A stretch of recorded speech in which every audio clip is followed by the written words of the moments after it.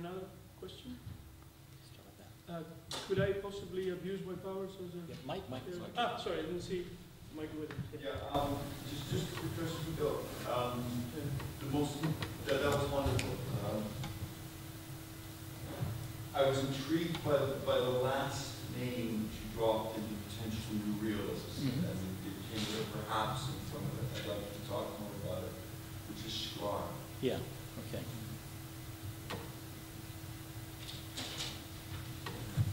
Mike, could you ask the question again? I didn't hear it. Could I add go for it. the question to... I was listening to a very interesting presentation how the newer realists construct this sort of conundrum for themselves by, they're trying to bridge the gap between ethics and politics by presenting morality and ethics as immanent to politics, more or less. But for reasons that you have explained, they fail to overcome again this gap. And I was wondering, does this happen to the new realists as well as perhaps to Morgenthau to a certain extent, because they refuse to be moral realists, or they're not moral realists? And this is something, for example, that among the realists, the classical realists, Niebuhr wouldn't have, because he is a moral realist, and because he is a moral realist, he doesn't face this problem where of the relationship between ethics and politics, morality and politics. What do you mean by moral realist? Just to be so we're all talking about the same thing. Yes, that moral realism can be, I guess, there are several definitions of what it means, but that moral values are real, they are empirically verifiable, and that there's no epistemological gap between moral values and the way we approach them and relate to them. Of course, there is a question whether they are knowable. Yes, there can be different kinds of moral realists. There can be a moral realism where you agree that there is something out there, a moral value, an objective moral value, but you're not certain whether it is knowable. So you adopt an agnostic attitude about its content, but you don't sort of doubt its existence. Okay. I think Niebuhr is this kind of moral realism. Okay. Is this what they're lacking, the new realists, perhaps? And that's why they keep falling into this, reproducing this gap between ethics and politics. Yeah? There's room for one more? Yeah, I do. Yeah, very brief question to Adam. So thank you very much for your presentation. I kind of liked how you unpacked this kind of discrepancy in walls, or this gap, or contradiction, or whatever you would call it. I'm just wondering what you make of this. So that he has normative judgments, and that his empirical analysis is very discrepant to his kind of theoretical aspirations. That is what you presented very nicely, and what I would share. I would share the same view. Now, the question for me is, what do you make of this? Do you just would you conclude from this and say, okay, Walls is a bad theoretician, or there's just some kind of things he was not aware? Let me just offer you very briefly how I would, sharing your analysis and your unpacking of this, how I would see. I think Walls is here a victim of what in philosophy is called natural fallacy. Right? He's producing a kind of picture of the world, he's producing a kind of reality, and then concluding norms from this, his own depicting of reality, which is a classical case of natural fallacy. That is how I would interpret it. And I think he cannot, because he's entrapped in this vision of scientific analysis or scientific theorizing, and a natural fallacy is kind of evident, or kind of typical for this kind of scientifications of the human world. Then they're all trapped in this natural fallacy, and I think Walls is one of them. That is what I would kind of offer as an explanatory approach to identifying this gap in Walls, which I would wholeheartedly embrace as well. So I think you did a great job. But the question is, what follows from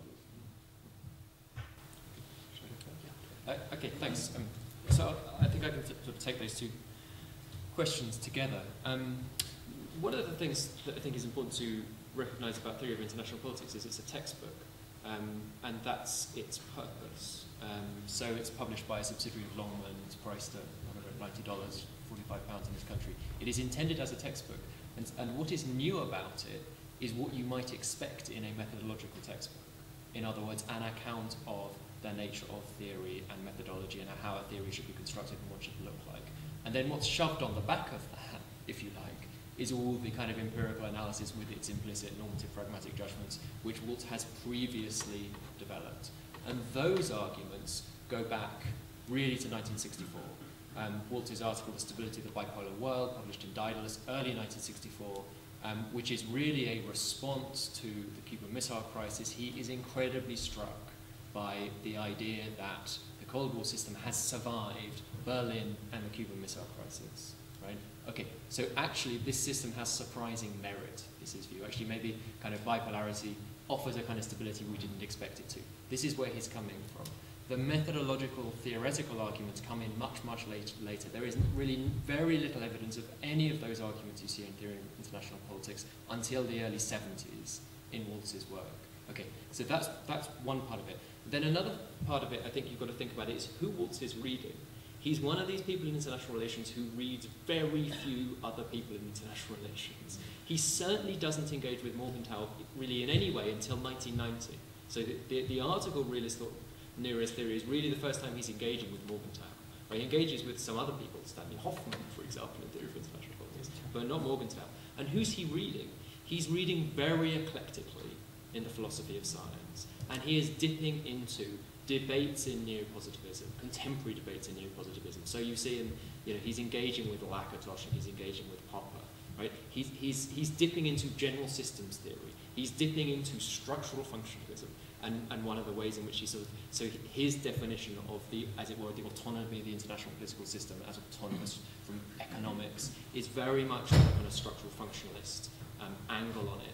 But he's very much dipping into these literatures. And I think then what you see in chapter 1 of Theory of International Politics is that, okay, here's my take on how I'm going to fit together these various literatures I've been dipping into for the purposes of writing a textbook which tries to get at the idea of, well, how do we construct a theory of international politics? So I think that's where he's coming from. That's not quite an answer to why internally for him he decided to go in that direction. But I think it's a sort of a sense of where he's coming from. And I think that would feed into my response to you, Harman, as well, which is to say that for Waltz, in a sense, I'm not sure he's a victim of a naturalistic fallacy. I think for him that the is comes after the ought, really. In other words, the more normative, pragmatic, pluralist element of his work is prior to the development of the, as it were, the theoretical arguments which can underpin why reality sort of has to be like this. It's really the other way around. You might expect someone to start with the theoretical methodology and kind of work to an account, but it's very much the other way round for Waltz, I think. And that's reflected in the order in which he does things and the idea that sort of writing this textbook, as it were, sort of comes relatively late in terms of the development of his thinking. Yeah, what's your name again? The first question. Camille, yeah. I love the question. I'm going to respond in an equally lively fashion, however. I got interested in this by looking at that special issue of the European Journal of Political Theory. My reading of that special issue is Bernard Williams is the key figure in this movement, right? There are other people a number of the articles there are about his work, and that Geuss, I mean, the philosophers are somewhat snobby in relation to Geuss. I picked up on that because he's more of an intellectual historian, but these really are the crucial figures. I did not hear in your criticism anything substantive that I was really missing in terms of my account. I heard you say there's a lot of stuff, and I'm simplifying, and I think that has to do with the presentation. In the paper, I try to show why there's actually there are many real problems the new realists are dealing with. I think what's valuable about them typically overlaps with what the earlier realists were doing, but there's a lot of interesting stuff there. So you mentioned the argument that somehow this is an anti-movement. It's a response to a sort of liberal moralism, and it doesn't really move beyond that. I mean, I think that's true. That's something I didn't talk about. That's a similar sort of criticism one could make. People did make of people like Morgenthau. Is there an independent theory there, or is realism just a response to liberalism? People have said that sort of thing.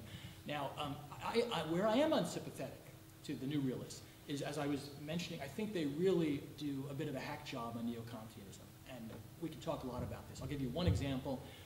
Geuss again and again says, look, they start with morality. Habermas, morality. You go and pick up between facts and norms. There's a 100-page account of why the discourse principle is expressly different from a principle of morality. Now, he may be wrong about this. Maybe this is latently still a moral notion, but there has to be some sort of engagement there. And I don't see that engagement from Geuss with these more sophisticated arguments at these neo-Kantians, or between facts and norms as well. You know, Habermas says the traditional Sein Sollen is an ought divide. That aspect of neo-Kantianism I don't want to buy into, and here's why. And you read the realist, and they say, all the neo-Kantians are doing this. So that I'm unsympathetic to. I think there's a lot of polemics there, and it's not very useful. Where I am sympathetic, again, is there is a lot of overlap in terms of all sorts of real questions which people have to deal with, and legitimate worries about a certain apolitical character to some of these Kantian theories. I also think some of the neo-Kantian theories are susceptible. Some neo-Kantian theories are susceptible to some of these specific criticisms. But where I think they go wrong again is in part because they're utterly oblivious to this earlier generation of thinking. They're not even aware of the ways, this is all I tried to say today, of reproducing certain problems, which previous people tried to at least work their ways through. And I guess I was sort of surprised by that. Mike, Sklar, it's very interesting. Bernard Williams, and there's a piece that actually just came out. It's coming out in the latest issue of the European Journal of Political Theory on Scheuerman and Williams and the New Realism. So there'll be a better answer than I can provide there to that. I mean, Bernard Williams thinks the liberalism of fear fits in with his sort of realism. I mean, I think this makes a lot of sense. You know, you read Scheuerman, she's worried about violence. She's a traditional liberal. She's worried about state violence in particular. There are ways in which the liberalism of fear overlaps with some of the concerns the realists have. Again, my worry is all of these different influences coming together, from Adorno to Judah Schlar. By the way, even Galston, you mentioned William Galston, his article in the European Journal of Political Theory, he basically, it's a wonderful piece, but he also, realists end up including both Judah Schlar and Bonnie Honeck. Something gets missed there, right? And I think, you see this in general in the movement. So sort of picking and choosing and a sort of eclecticism, which ultimately, in my view, is going to be problematic. And this is why I don't think they have much to say. I mean, if you think Adorno is the inspiration for a theory of institutions, you go in one direction. If you think Judah Schlar is the inspiration, you're going to go in another direction. I don't see how you can do both those things in some sort of coherent way. Maybe I'm just too rigid in my thinking about that. All right, morality in politics, boy, and moral realism. Let me put it this way, and this I tried to lay out in the paper in a more subtle fashion than I was able to do here. See, I think Morgenthau we've talked about this before, I think he was an old-fashioned moralist in a way. I don't know if he's a moral realist, but I think he's very close to Niebuhr on these issues. So I think he believed there were these transcendent moral values. I think he was worried that since Nietzsche, we no longer can hold on to them as naively as we once could. I think in this way he's a bit of a conservative in a certain sense of the term. He's worried about that. All right? I think you get this, we've talked about this before, I think you get this, unfortunately, most clearly in unpublished writings from the 30s, where these long discussions basically about moral decay. And begin with Kant. Kant's formalistic ethics is already an attack on theology, traditional metaphysics, and this is a problem, okay? So that's how I read Morgenthau. So in a way, Morgenthau, yes, so you have an account of the autonomy of politics, and then he wants to say there are these moral ideals we have to hold on to. And then you get, and this is what I was also trying to summarize very briefly, all sorts of complicated ways in which he's trying to bring those two basic insights together. The autonomy of politics, a critique of moralism, and then a kind of old-fashioned view of morality. Now this goes back to the first question. Here's where I think the new realists are more subtle. The new realists correctly, in my view, say, you get this in Geuss and other places, that kind of traditionalistic moral philosophy just no longer works. Okay? We can't just be nostalgic about the good old days when we all have these universal moral values. This is not a tenable philosophical position. I think they're right about that. So in that way, there is a step forward, it seems to me, vis-a-vis, let's say, Morgenthau, and I would say also vis-a-vis Niebuhr. Okay? But then, and this is where my criticism came in, I don't see how they really end up constructing something which could do the sort of work that these old-fashioned moralists like Morgenthau thought that a theory of morality would have to do. So in Geuss, you get the move towards a post-Nietzschean moral or ethical theory, when you look at that, it makes me uncomfortable. I'm not real. You certainly don't get the powerful. And he says this: we no longer can believe in universal validity the way Kantians used to, or Christians used to. I guess maybe I'm more of a traditionalist than I want to admit. I was sent to Lutheran Sunday school till I was 9 years old, so maybe that left a negative impact on my views of this. But that worries me a little bit. You know, what's left? Can you really construct something on this Nietzschean basis? So that's where I think. I mean, that was really my question. Can you really escape the skepticist bind without submitting to some form of moral realism eventually? Because that's the. Well, maybe you can have a robust moral theory that takes Nietzsche seriously. I don't think Geuss has provided this. I don't think Morgenthau really attempted it. So that's where I leave that. Sorry. Anyone else? Yes. Scheuerman, if I got your argument right, then you think that Waltz, let's say it's okay his epistemology, but misses something from his theory to the empirics. So my question is, new realist efforts today, should it be engaging debates about developing his theory, for example, about the question of polarity, unipolarity, bipolarity, or should it go back to his epistemology and try to propose other new realist theories? Maybe Richard, do you want to ask? Yeah, very quick question to Adam. Bill, thank you very much. Wonderful negotiation. Adam, mine's a very straightforward question. Just given your reading, which I found extremely rewarding, where would you ever be interested in going back to man's state and war? Would you ever be interested in going back to man's state and war and rereading it with regard to what you're reading? It seems to be an interesting move to me. Shall I take this? Thanks. So the first question. So you were asking what should neo-realists today do, in effect. Well, one observation then to make is that it seems to me that the neoclassical realist project of elaborating structural realism is manifestly inconsistent with what Waltz says so explicitly all the time about the problems with doing that. And his whole point in the theoretical chapters of Theory of International Politics is how many restrictive assumptions one has to make if one is to isolate structure as a cause. And he's willing to embrace that, but ultimately it's very, very restrictive. And it's really, really not obvious to me how, if you want to be consistent as a logical theorist, as some of these neorealists want to be, how you actually reincorporate the units, as it were, into this analysis. And I would suggest that Alex Wendt has very much the same problem. Okay? So when Alex Wendt talks about the mutual constitution of agents and structures, how do we deal with this? Well, actually, analytically, what we do is we first bracket one, and then we bracket the other. How do we put them back together again? No answer. Just a statement that we have to do both and bracket one to do each. There is no answer about how you ultimately put that back together and deal with the mutual constitution of agents and structures.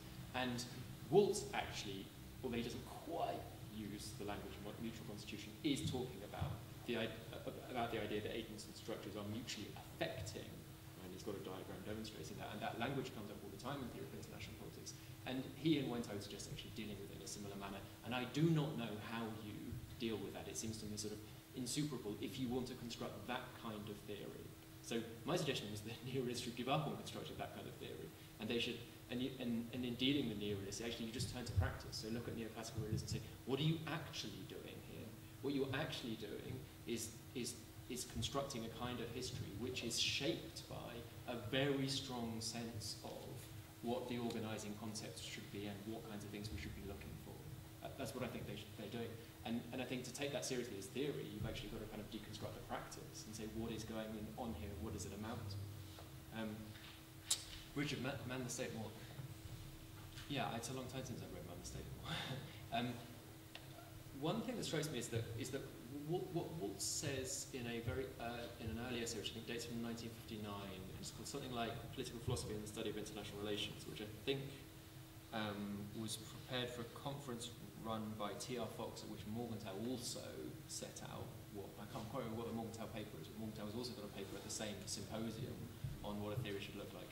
And Waltz's position is basically that what one should do as a political theorist is just to order ideas. This is what political theory does. And I take it that that is what he does, effectively, in Man, State, War. And if you read his interviews with him where he talks about the process of Man, State, War, he tells this story about how, it just sort of occurred to me one day that I could order it in this way, and I sort of noted it down on paper, 1, 2, 3, and I showed it to my wife, and she said, yes, this was a good idea. And so I sat down and wrote it very quickly. And I think that's not he's sort of giving this sense of himself, but I think this is not implausible, to be honest, as a characteristic of Waltz, given what you can read into sort of what his references are and what he himself is reading and how he's engaging. I think there's an interesting idea there of international political theory as a kind of ordering process driven by concepts. We sort of put things together in a productive fashion and see where that takes us. Now, that's not quite an answer to your question about, but I think it's an interesting aspect of where Waltz is coming from in that sense. Is there any other question? I'd just like to make a little add. Oh, sorry. Is there anything from the audience? Sorry, I thought There's one up here, sorry. Yeah. Just a real quick one. What's so IR about classical realism? What's so IR about classical realism? Boy. Explain that a little bit to me. Well, we heard this distinction between realist thought and realist theory, and it's kind of evident that there is no real discipline of IR in the very context when Morgenthau and Nico and Paul are writing. So I very often I wonder if it's actually a fruitful approach to read those guys through the very lenses of IR theory that, I think I would agree with you. I use that as a sort of shorthand. That's how they're described. I guess one would not necessarily have to hold on to that. I do think they're preoccupied with developing not just a theory of political realities, but they think international political realities are crucial. In that sense, they are IR theorists, it seems to me. They're not just IR theorists, they ground their IR theory in a much broader account, which sometimes isn't as fully developed as we've been talking about as you'd like. The interesting thing is that the new realists have very little to say except, again, as pundits about international. And I'm not sure what to make of that. I think I would say that speaks to this point I was trying to make about their eclecticism. There were reasons why the earlier realists turned to international politics, political reasons, theoretical reasons. You look at Geuss and Williams, they will talk about things like humanitarian intervention, but it's more in the context of, they're asked to sort of express their views on this. It's not clear that that part of the story is somehow crucial to some account of political reality, which they want to offer us. I'm not sure what to make of that, but I'll just bring that to your attention. I think that's correct. Okay, one last question from Vivek, and then I'll give you time to I'll ask. Okay. Yeah, I'm sorry to return to the question of religion once more, but I really do think it's one we need to bring more to the fore, because I think one of the most helpful things about classical realism and what it's done sort of more broadly, not just to the discipline of IR, but also to those who read. Some of what people here have to say outside of IR is that it's helped us rethink conservatism. It's shown how conservatism is so tightly linked to more critical traditions, and that the notion of conservatism is something that's all about repression and authority and so on. It's not a correct, or at least not a nuanced enough perspective. And I think we need to do some of the things to religion. And I'm not quite satisfied with the way we treat religion here. When, for instance, it's said that Morgenthau didn't quite know whether or not to believe in God. He was ambiguous about the point. Well, to me, Christian realism is about that ambiguity. This shows, in a way, how tied he was to the same notions that someone like me was going through. And when we talk about transcendent values, the very wording, the fact that they're transcendent, transcendence means that we are aware that we cannot reach them. But the fact that we understand the human being as a creature that strives to reach them, that even finds them relevant to talk about, and that this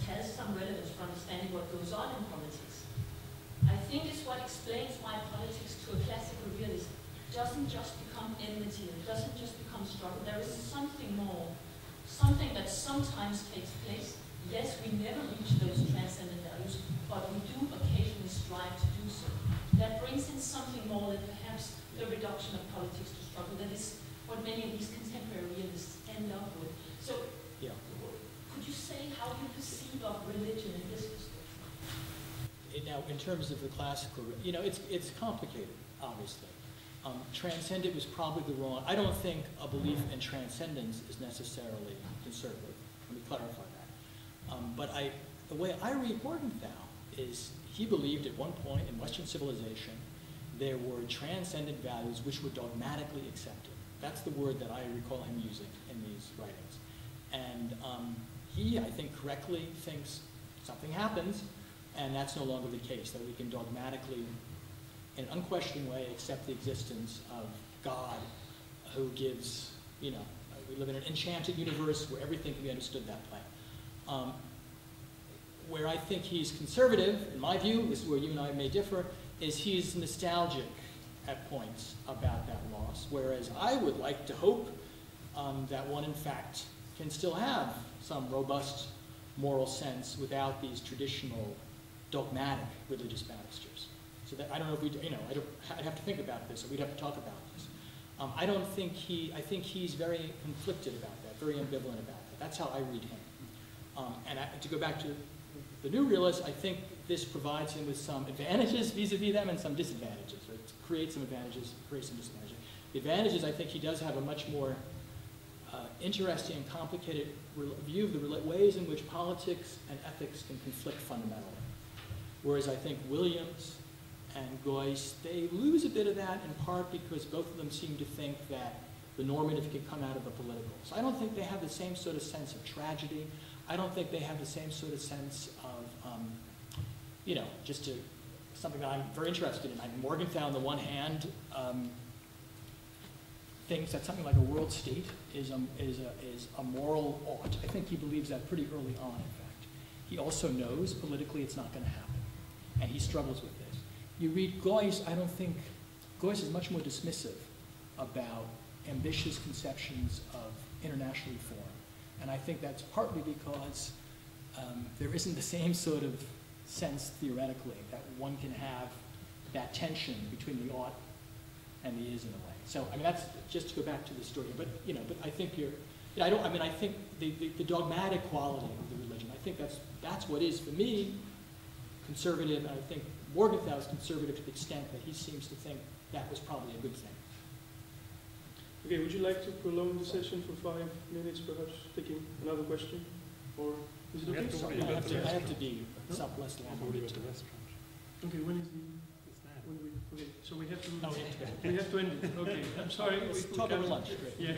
So I would like you to, I would ask you to join me. Yeah. Thank you.